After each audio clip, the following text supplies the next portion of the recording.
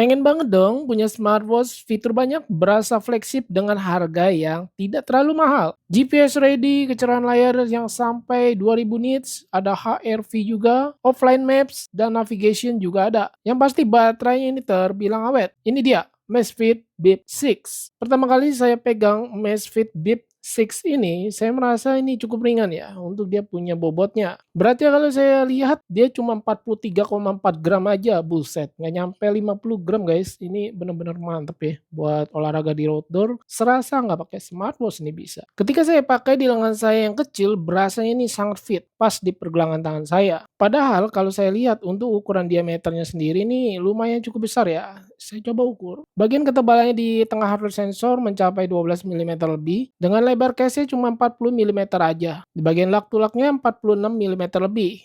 Ya, menurut saya untuk smartwatch ini nggak terlalu besar banget ya, karena dia punya lebar case-nya ini cuma 40 mm aja. Desain berasa premium, material yang digunakan case-nya ini dari alloy. Untuk di bagian back case-nya menggunakan plastik. Di sebelah sisi kirinya terdapat lubang speaker ya, dan di sebelah kanannya terdapat lubang mic. Jadi bisa untuk fitur Bluetooth call. Nanti kita tes. Di bagian strap modelnya berpori, jadi harusnya cukup nyaman ketika dipakai lama, tidak ngelekep gitu ya bahasa saya. Terlihat juga mirip seperti si Amazfit Active 2 Air yang sudah jadi daily driver saya selama ini. Dan saya coba mau ganti untuk strap Amazfit Active 2 Air ini ke Amazfit Bip 6. Kalau menurut saya sih sama aja ya untuk ukurannya. Cuma kalau saya lihat warna dari Amazfit Bip 6 ini, warnanya kan ini warna black ya, tapi saya merasa black-nya itu bukan bener-bener yang bener black ya, dia agak kebiru-biruan gitu deh. Kalau ini bener-bener black nih, kalau si Amazfit Active 2 Air. Untuk strapnya sendiri memakai quick release yang mudah untuk dibuka pasang pastinya. Oh, ternyata guys,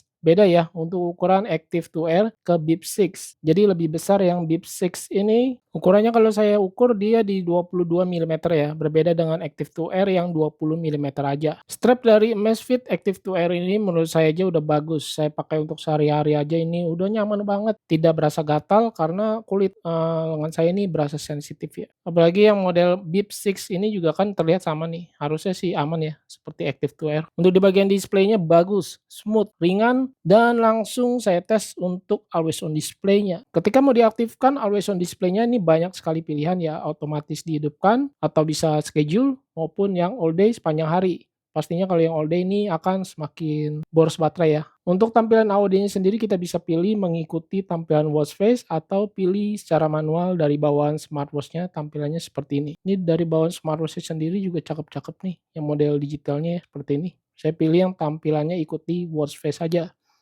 Dan di layar bekap mati ini bisa ya, off display-nya, sensornya bisa. Untuk raise to wake udah pasti bisa. Saya coba tap to wake juga bisa. Mantap ya, untuk fitur always on display, sensornya ini mantap bener. Tampilan always on display-nya juga menurut saya seperti smartphone zaman now, model iPhone atau Samsung Series S gitu ya. Yang saya suka lagi di bagian layar ukurannya ini besar dan kecerahannya bisa mencapai 2000 nits. Ketika di outdoor ini saya tes aman banget ya, bisa terlihat dengan jelas. Apalagi kita sedang melakukan kegiatan olahraga di outdoor nih kepake banget sih. Auto brightness pastinya ada. Untuk pilihan watch face dari bawaan aplikasinya ini terbilang banyak dan saya sudah install beberapa ke smartwatch-nya bisa menyimpan lebih daripada 3 pilihan ya. Dia ada yang free maupun yang berbayar. Di aplikasinya Amazfit yaitu Zepp, ini kita masih bisa custom pilihan watch face yang kita inginkan dari aplikasinya langsung. Seperti ini tampilannya. Untuk watch face pilihannya tertulis bisa sampai 400 lebih nih. Mantap bener, banyak ya. Di mode olahraga lock GPS-nya sangat cepat menurut saya dengan 5 satelit positioning system walaupun cuma 5 ya, tapi mantap. Serta dia memiliki 6 aksis gyroscope. Kalau yang Bip 5 saya lihat itu di deskripsi menggunakan 3 aksis saja.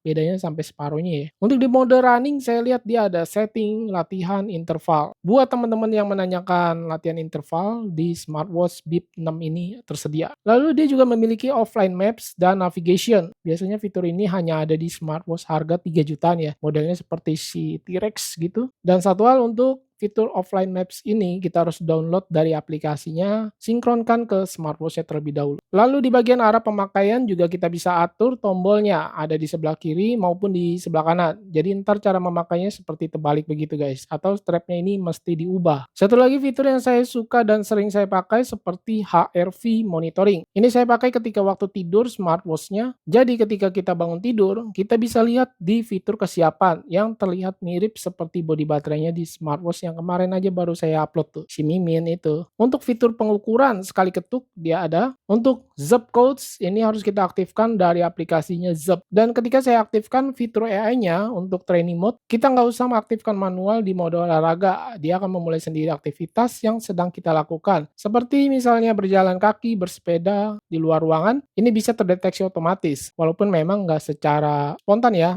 dia ada jeda waktu sekitar 10 sampai 15 detikan deh. Setelah selesai, dia akan tersimpan secara otomatis di riwayat latihan. Fitur yang namanya Bluetooth Call juga tersedia nih. Saya coba tes untuk melakukan panggilan WhatsApp call dari smartphone Android Samsung A55, ini bisa. Notifikasi chat masuk seperti biasa, ini bisa membaca dengan karakter pesan yang cukup jelas, detail, dan fontnya ini lumayan besar-besar.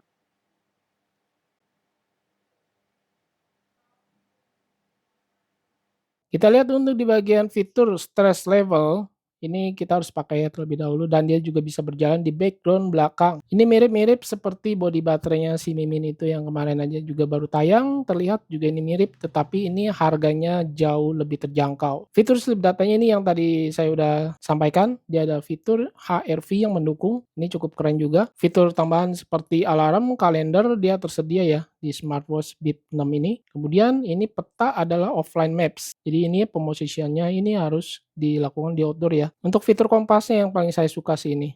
Mantap bener.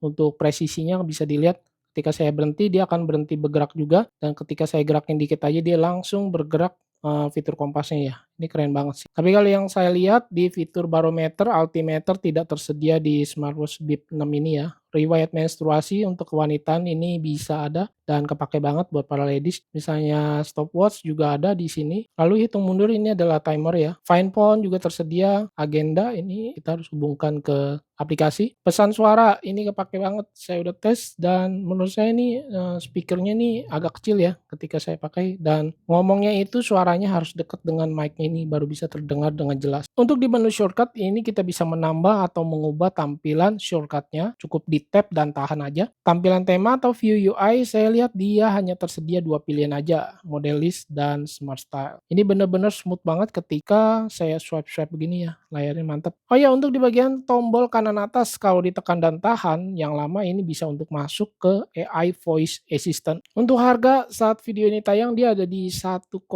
jutaan ya, ini nggak nyampe 1,2 juta dan ada 3 pilihan varian warna. Untuk yang punya saya ini warnanya adalah black, tetapi yang saya bilang untuk warna hitamnya sendiri tidak hitam pekat ya. Berbeda seperti Active to Air yang strapnya ini terlihat hitam banget. Untuk baterai selama pemakaian saya ketika always on display saya aktifkan sepanjang hari atau satu harian. Ini baterainya dari 94% turunnya dalam satu harian sisa 76%. Menurut saya untuk pengalaman memakai always on display saya aktifkan seharian, menurut saya ini Amazfit dari Bip 6 ini terbilang irit. Dalam satu harian turunnya tidak sampai 20%. Wow, bisa itu kalau smartwatch China kebanyakan yang pernah saya coba bisa mencapai 40% ada loh. Pengecasannya sendiri menurut saya sih standar ya, tidak terlalu cepat juga tidak terlalu lama, pas aja gitu. Untuk hal-hal yang perlu kalian ketahui dari smartwatch Amazfit Bip 6 ini, mungkin buat kalian yang suka menanyakan strapnya ini bisa diganti dengan Active to Air, jawabannya tidak bisa ya, karena dia ukurannya aja udah berbeda. Bip 6 dia ukuran 22 mm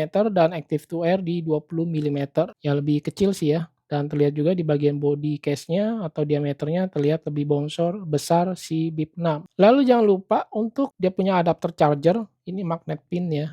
Dan ini magnetnya cukup kuat banget menurut saya. Dia menggunakan Type-C di sini untuk sambungannya, menggunakan kabel dari smartphone kita bisa. Makanya adapter menurut saya jangan yang terlalu wattnya gede. Dan perlu diingat adapter chargernya ini jangan sampai hilang guys. Walaupun dia sama ya dengan Active to Air yang pengecasannya sekarang disamakan menggunakan adapter seperti ini. Ini kecil banget. Menurut saya jangan sampai keselip dan hilang aja sih. Dan terlihat juga untuk di box kemasannya ini berbeda banget ya. dengan Active 2 R yang terlihat lebih besar dan tebal, sedangkan Bip 6 lebih mini. Ya, harga juga udah berbeda sih. Oke, mungkin segini dulu yang bisa saya sampaikan, quick review atau pemakaian saya. Ini nggak nyampe 1 minggu ya, saya pakai dari Amazfit Bip 6 ini. Kiranya segini dulu yang bisa saya sampaikan di video kali ini. Semoga video ini bisa membantu kalian ketika ingin membeli smartwatch Amazfit Bip 6. Thanks for watching, saya Freddy dan nantikan video saya selanjutnya.